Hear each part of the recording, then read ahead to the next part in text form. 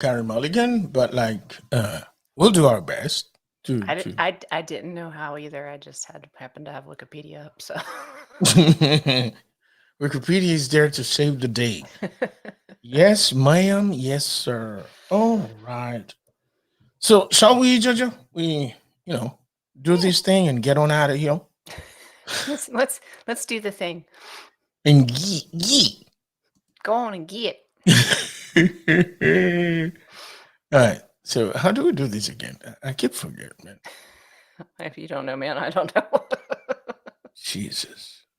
All right. So,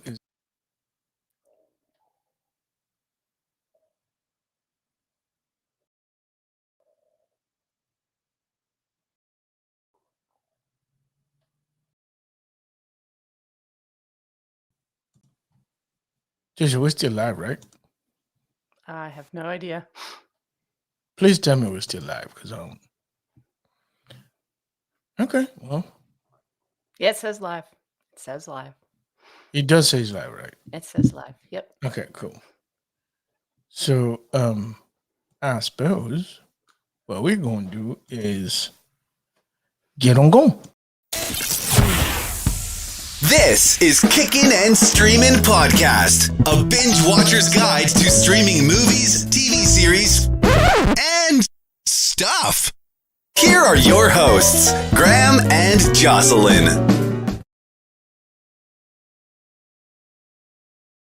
Everyone, and welcome to another episode of Kicking and Streaming Podcast. My name is Graham, and with me today is the absolutely fantastic Jojo, who just came from the tennis court.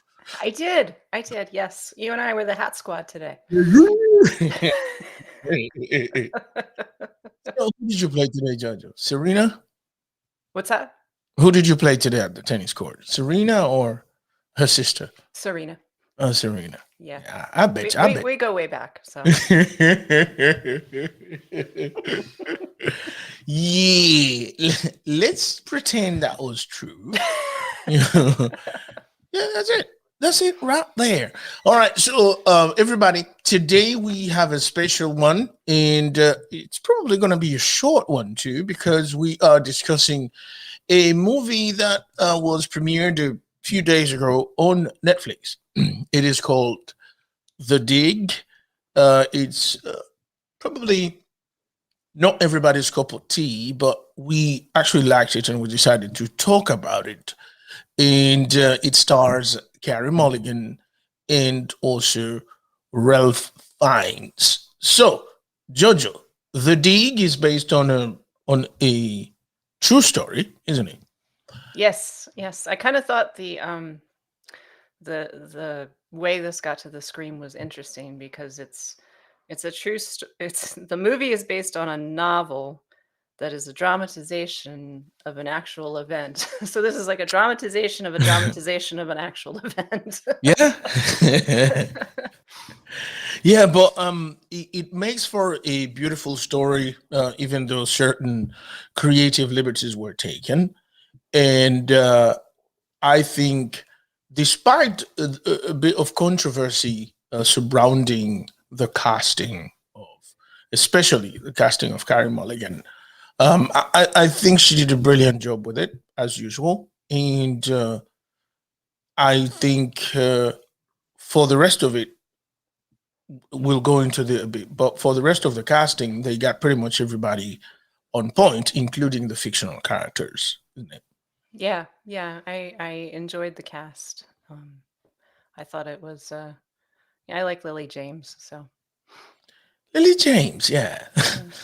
Right. So, Jojo, it is of course up to you to tell folks why they should watch this movie and what they should be looking for, with a brief synopsis of what this movie is about. I will do my best, folks. I have to warn you that I normally am only running on one brain cell, and I think I have a half of one left. So, so I'll do my best. But this movie is about. It's set during World War II, and it is about a very important archaeological find that happened on a landowner's farm, and the story of one, protecting it during World War II, uncovering it, and also getting the proper credit to the person who actually did all the work, and how that has taken 70 plus years to happen. With a lot of other stuff thrown in, love stories, that kind of thing. Yeah, that's about it. But as you said, the movie, of course, is not necessarily a incredibly faithful account of the real story. And as a matter of fact, if the real story was told the way it all happened, it probably would have been quite boring. True. It probably been very, very dry, very, very British. Yeah, as a matter of fact, this is not going to be everybody's movie. No. But again, this is one of the things that we do with on Kicking and Streaming. You know, we may talk about a lot of incredibly popular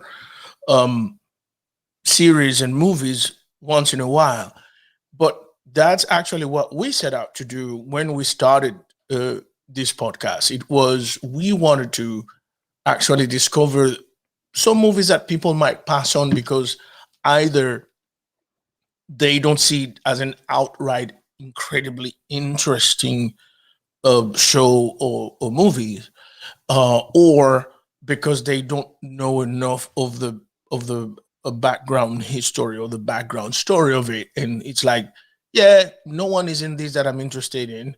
The synopsis doesn't speak to me well enough to want to watch it, and so we will watch it for you and tell you why you should watch it, or indeed if you shouldn't watch it at all, isn't it, George?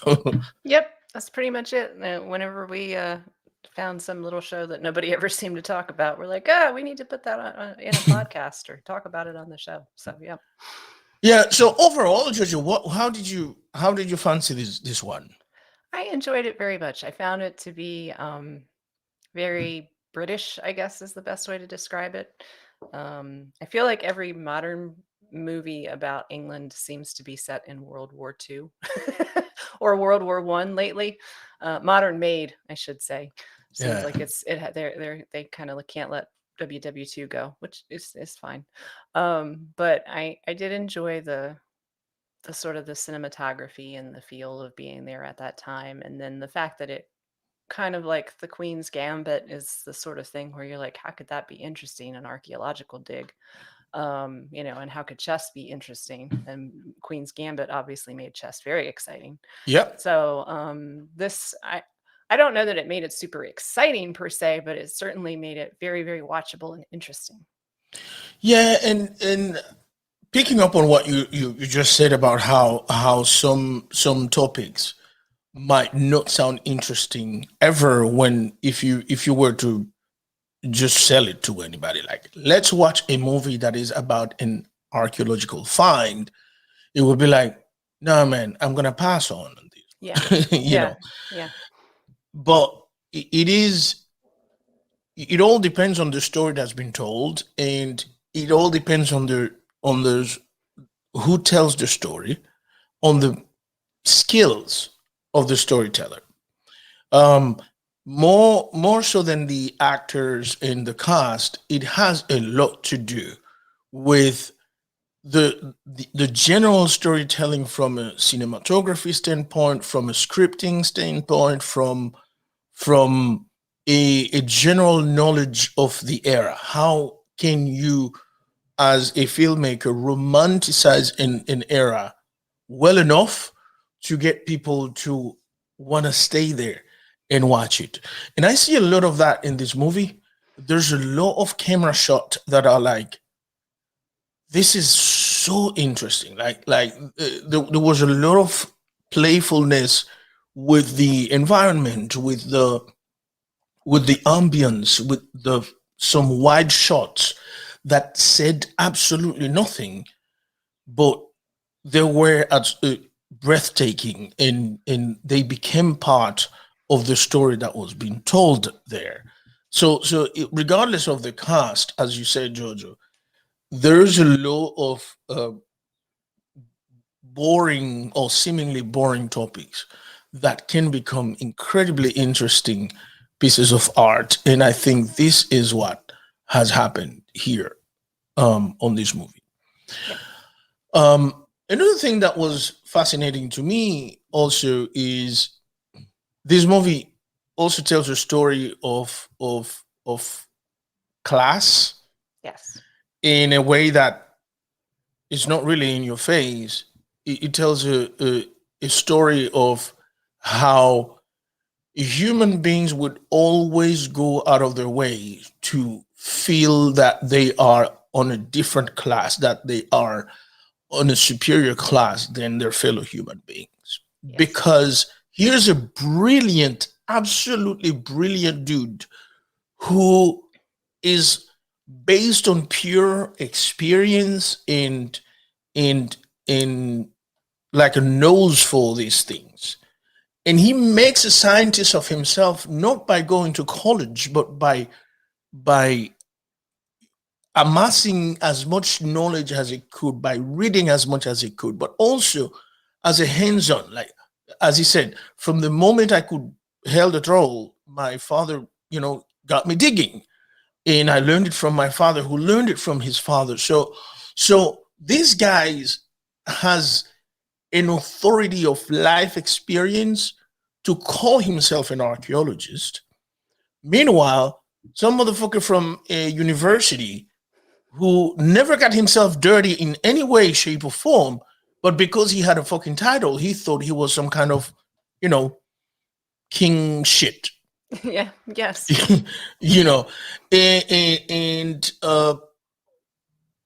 It's amazing because a person with that kind of, as Mr. Brown, who has the experience, who has the knowledge, and who actually found the find, didn't even have any weapons to fight this takeover.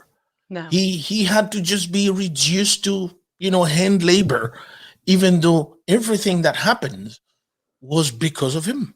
Yeah. Yeah. And kudos on Edith Pretty for maintaining that.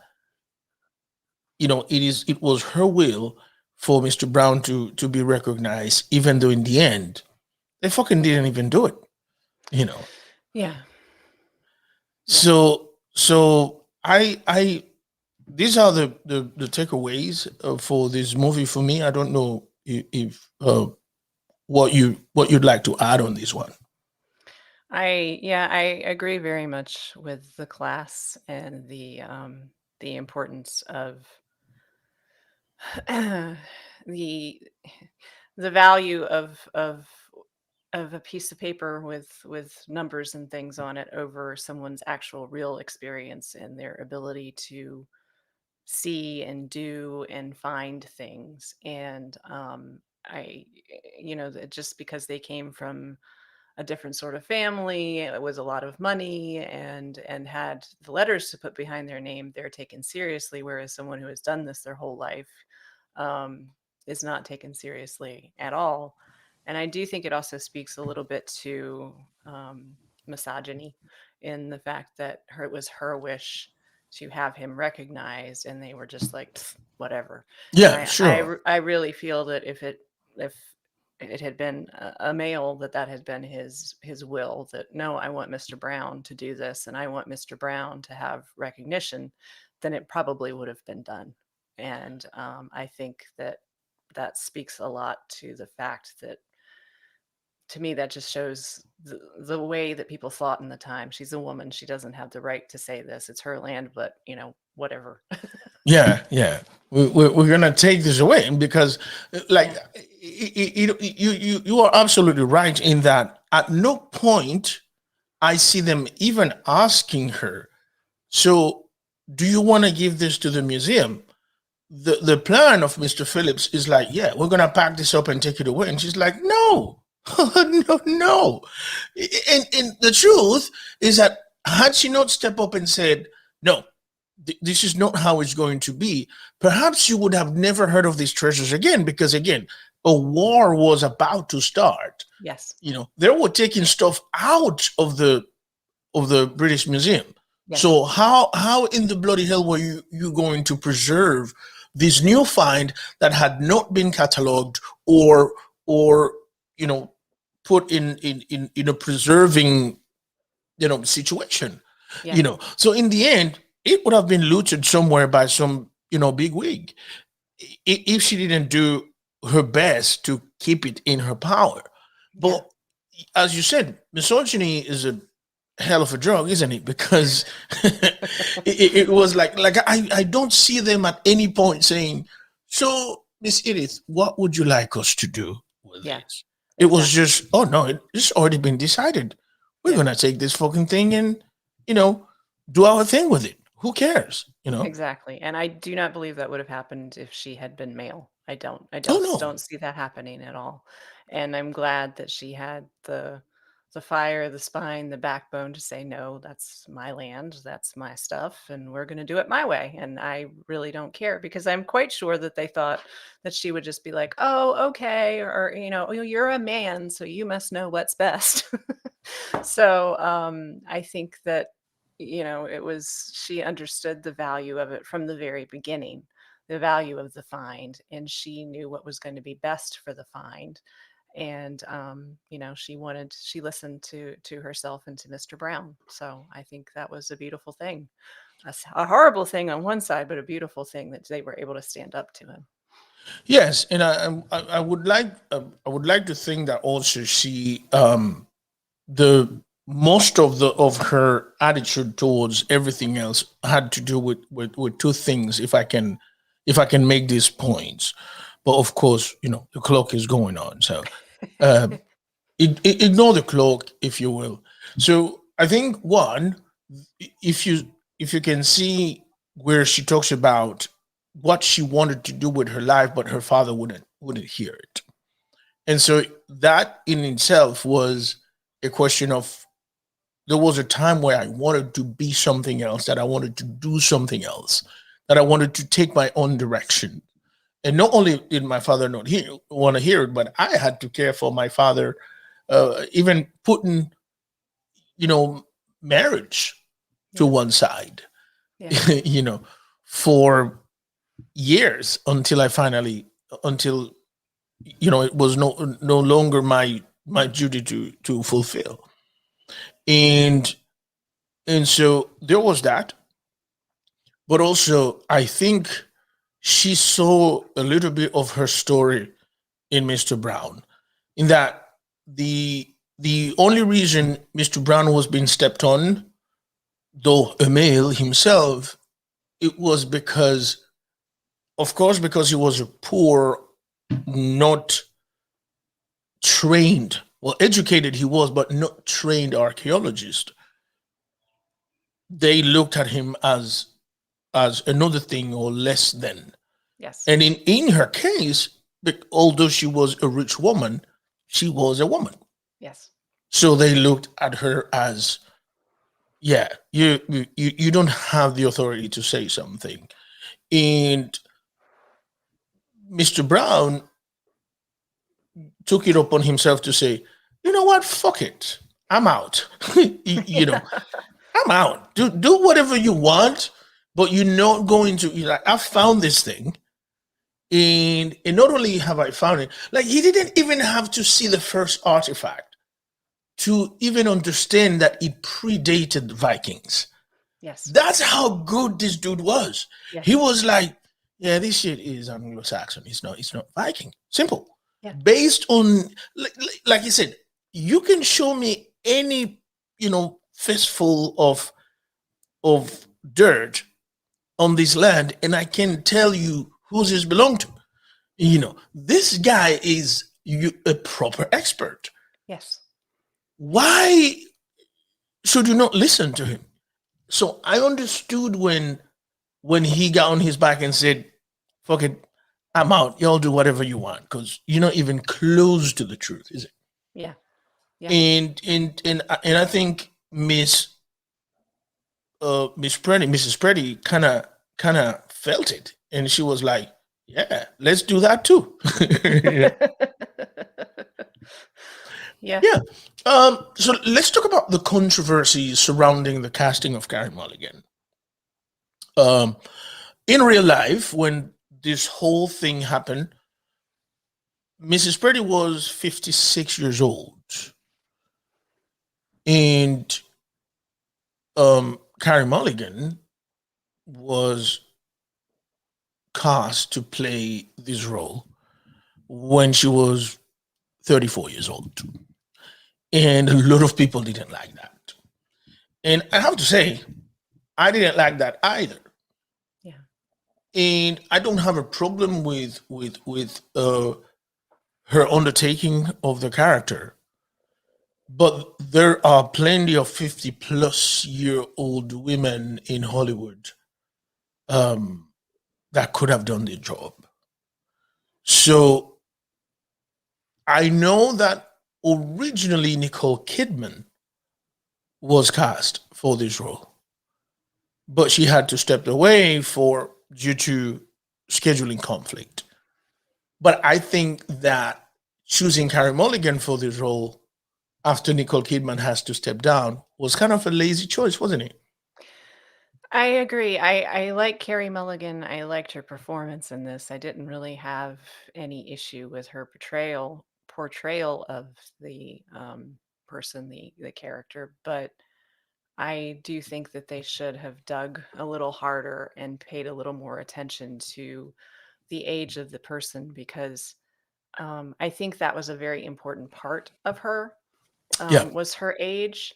And and it's not to say that a talented actress can't bring something to the role, but I do think that one, it would have been good to see someone that age in a movie, as opposed to always being 20 years younger. But also with this kind of a movie, I think it would have brought a kind of gravitas and a kind of understanding and sympathy that the movie didn't necessarily, that Carey Mulligan just couldn't bring to it because she's 35.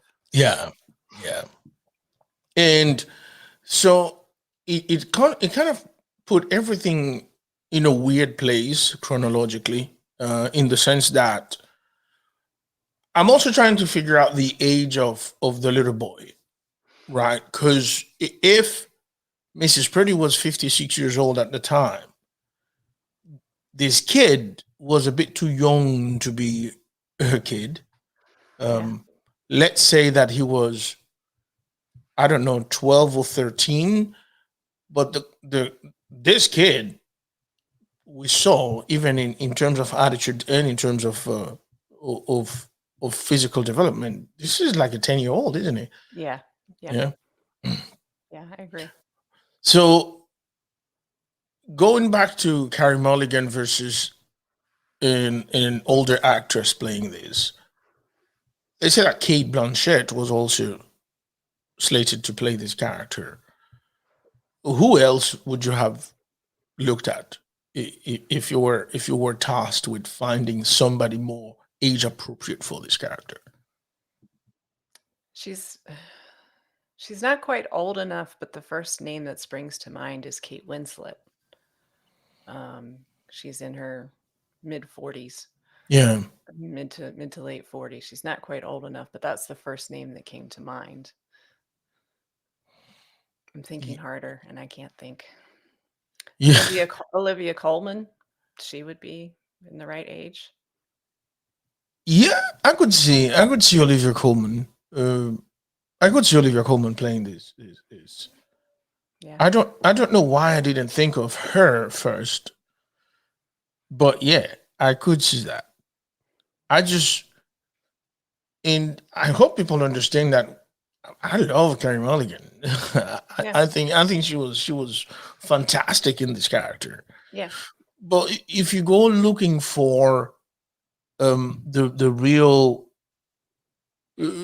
characters, the real people in this, there's a huge difference. And why should it matter? Because at the end of the day, Edith Purdy was not a fictional character. Right. Some of the people within the movie are fictional characters. Like the cousin is a fictional character who was just placed there based on the novel or whatever. But Edith Purdy, for all intents and purposes, is a historical character too, because her name now and that of Mr. Brown appear on the British Museum. And as of yet, I don't know that there's been any gift given to the British Museum that is as valuable as the one given by Edith Pretty. No, So, no, I so don't I think think so. I think she should have been respected a bit more in that respect. No? I agree with that, and I, she is mostly. I mean, I had never heard of her before this. Perfectly honest, and for her to have her first portrayal that I know of on the big screen or in television, however you want to put it, it would have been good to have someone. And again, I like you said, I love Carey Mulligan too, and I think she did a great performance with this, but it would have been nice to see someone more of the age because it always feels like it's only young people that can accomplish things. I mean, Yeah, if you only watch movies and if you only take it from television, it's like only younger. If once you hit 30, you can't accomplish anything. And with her being in her 50s and doing what she did, it would have been good to have that kind of a role model for people to go, you know what, you don't have to be 25 to be a mover and a shaker, not, to make an accomplishment, to make a what is that word? A gift to the world. You don't have to right. be young. You can be an older person. It would have been nice to see that portrayed accurately.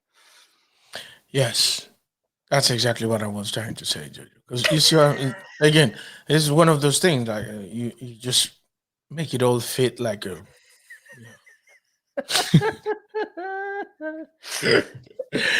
Yeah, like Graham's struggling over here trying to say and using some fucking shit. And Jojo comes and just like, okay, it goes in this order. Here you go. Yeah. So let's talk a bit about the cast. Like I said, this was gonna be really a quick one, isn't it? Yeah. So there's a couple of interesting things to know. There is that the character that Lily James played, that of Mrs. Pigott, uh, is a real life character, and it was actually her nephew who wrote the novel on which this movie was based. So Okay. it was based on her telling of the story, and the that that this came from. She did indeed divorce the husband, and you will know why in the end. But also, again, chronologically, there's a lot of um, mishaps here because, as you will learn in the movie, she talks about we came here straight from our honeymoon. By the time the find happened, they had been married 3 years. So I guess a lot of this rearrangement of the timeline happened because we got to make it interesting. All right, Yes. Yes. but that's pretty much what it is. So let's go into boom. So Lily James played Peggy Pigott, although your husband insisted on calling her Margaret.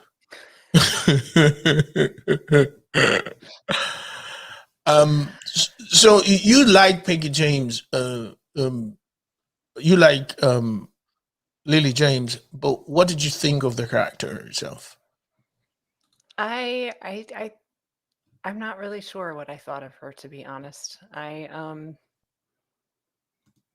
don't know. Do you think the character was just placed there to create the ultimate little romance that occurred there? That's kind of what I felt like sort of it was there to I don't know, just kind of like maybe she was added as like, oh, let's put this in because otherwise people will never watch it kind of thing. Does that make sense? Yeah, yeah, but we see that a lot where real life characters participation in things once the story is told through movies and books. Like some real life characters are just like in the background doing nothing. Meanwhile, they had a lot more, right? I mean, we talked about these when we talked about the serpent. Yes. Yes. The wife of the Dutch diplomat who kind of like made it his life mission to discover who the serpent was. She did a lot more than what she was portrayed to have done. Yes. And I feel like, Peggy Pigott in this case was one of those cases.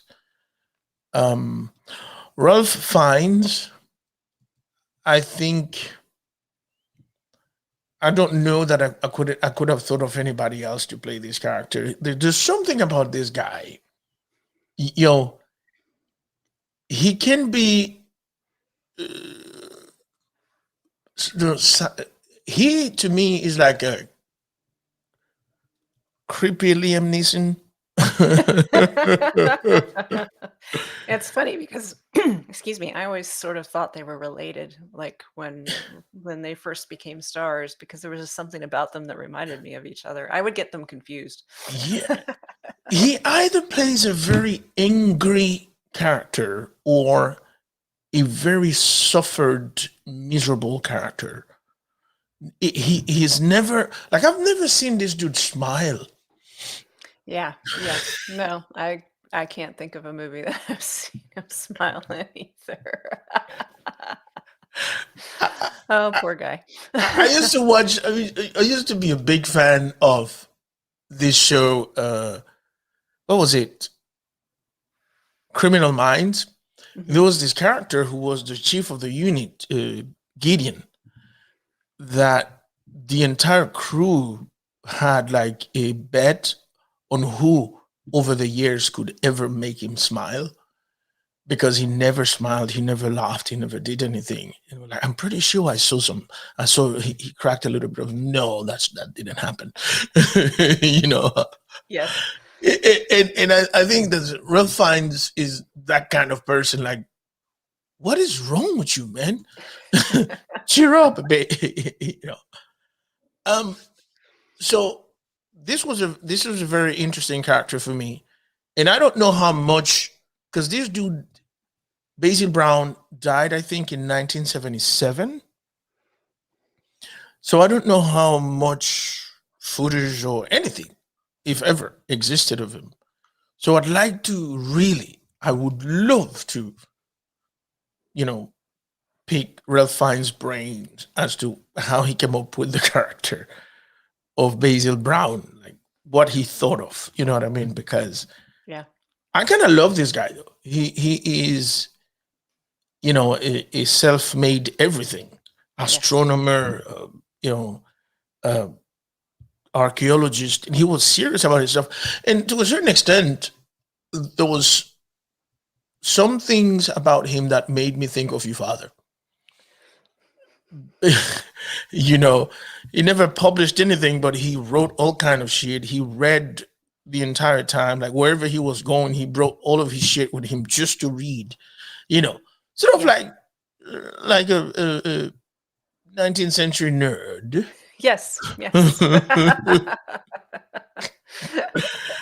So I like this character. I think Ralph Fiennes did it justice. Yeah, I agree with you, because in watching it and reading the description, I was like, it reminds me of Dad. Yeah. Yeah. Monica Dolan played Mae Brown, the wife of Basil Brown.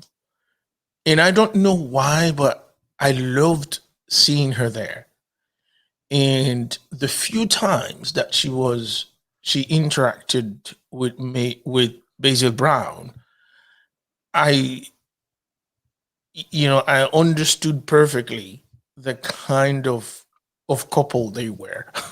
You know what I mean? Like, we are a couple, we are partners, we are each other's confidant, because you could tell that Basil Brown didn't have a lot of friends, and of course he wouldn't, because most of the time he's digging, you know. Yeah, And people tends to make friends with somebody who's digging in the dirt. They're like, "Yeah, no, that's it. We'll be over yeah, here."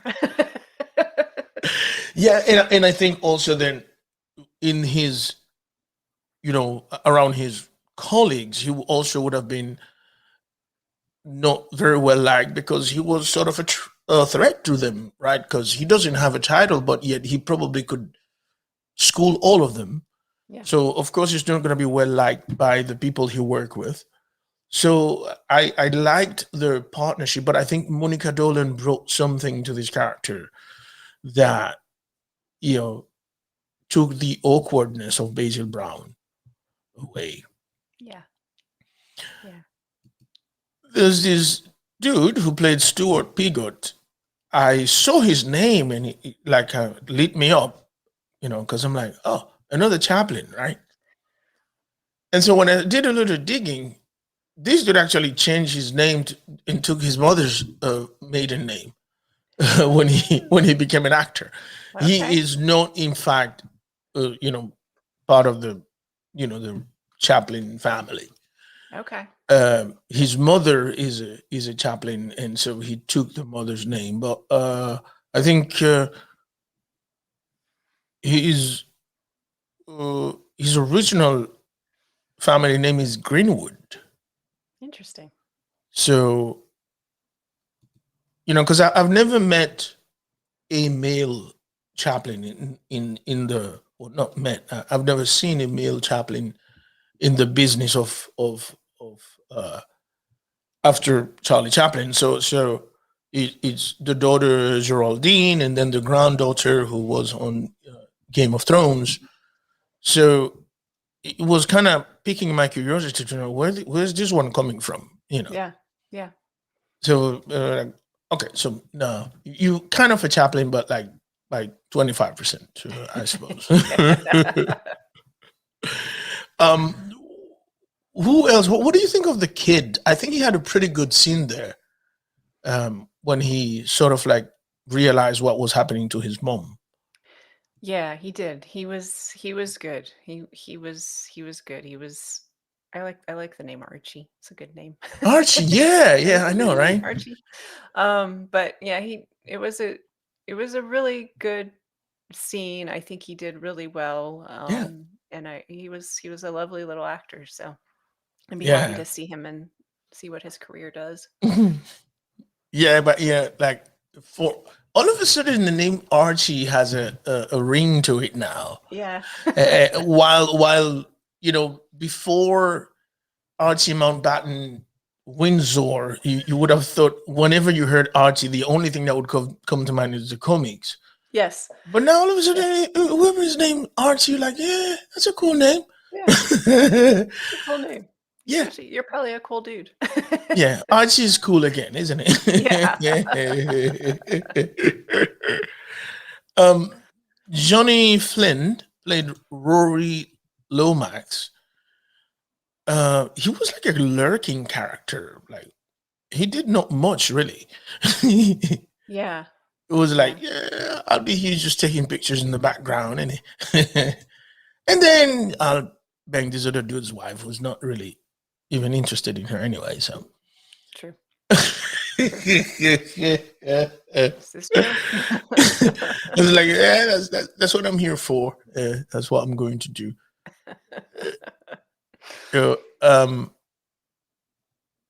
This other dude, the dude who played Phillips, what was his name, Jojo? Phillips. Ken Stott. Is that him? He played Charles Phillips. Yes. Where have you seen this dude before? Let's see. I had looked him up. I think he's a theater guy, isn't he? He is a theater guy. Because like I don't know that I've seen him in much. He's been in a few things, but it looks like he mostly does the theater. He was in The Hobbit.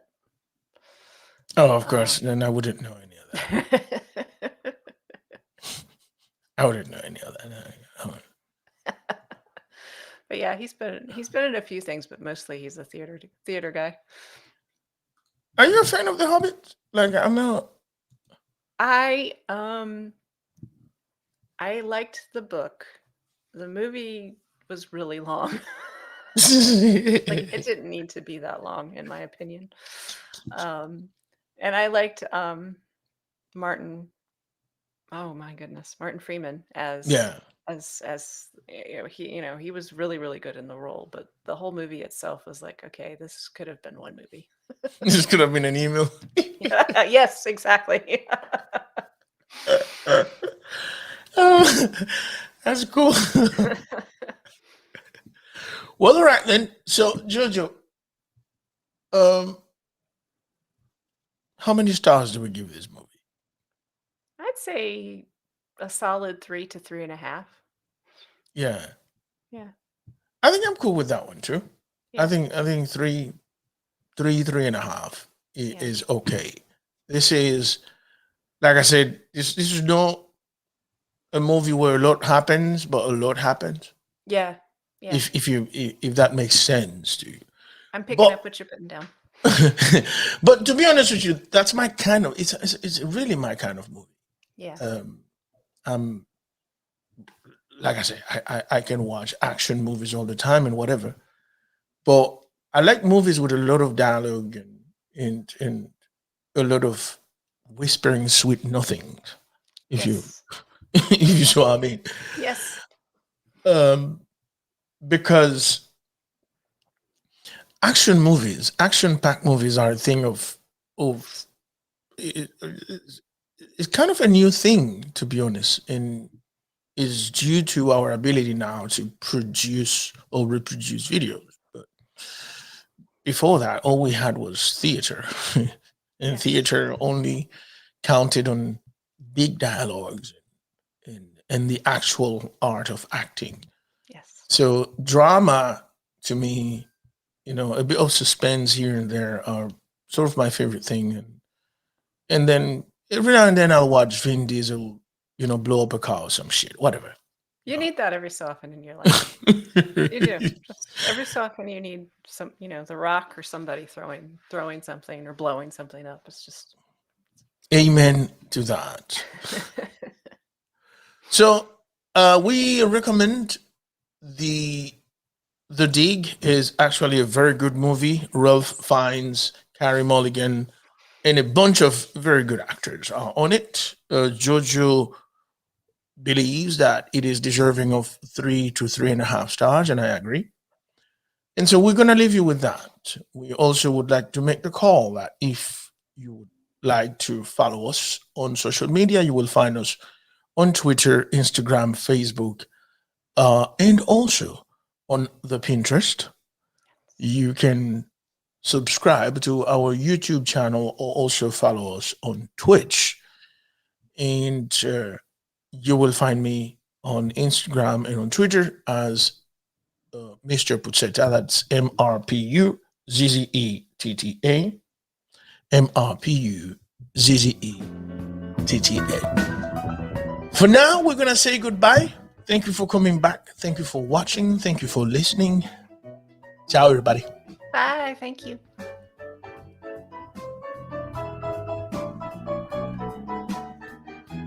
Thank you for listening to Kickin' and Streamin' Podcast. If you found value in our content, please subscribe and share. We would also be delighted to hear what you think of this podcast. So please rate us by writing a quick review on Apple Podcasts or your favorite podcast platform. Follow us on all major social media platforms such as Facebook, Instagram, Twitter, and Pinterest. Join the conversation happening today on our Facebook group.